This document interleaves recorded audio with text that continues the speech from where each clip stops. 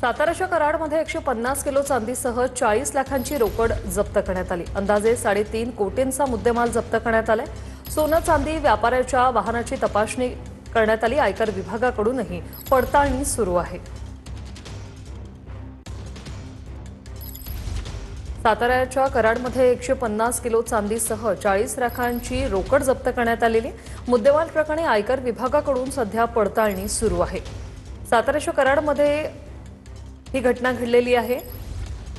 अंदाजे 3.5 कोटींचा मुद्देमाल जप्त करण्यात आलाय। तर मुंबईत वेस्टर्न एक्सप्रेस वेवर पहाटे 30 ते 40 टनबाज बाईकस्वारांचा धुमाकूळ पाहायला मिळाला। पहाटे 4च्या सुमारास गाड्या अडवून त्यांनी प्रवाशांना मनस्ताप दिलाय। अंधेरी ब्रिज ते विलेपार्ले दरम्यान या बाईकस्वारांमुळे ट्रॅफिक जाम झालं। या हुल्लडबाजांनी कोणत्याही 4 व्हीलर कारला पुढे जाऊ न दिल्यामुळे प्रवाशांना प्रचंड मनस्ताप सहन करावा लागलाय। मुंबई पोलीस या स्टंटबाजांवर कठोर कारवाई करणार का, हाच आता मोठा प्रश्न आहे।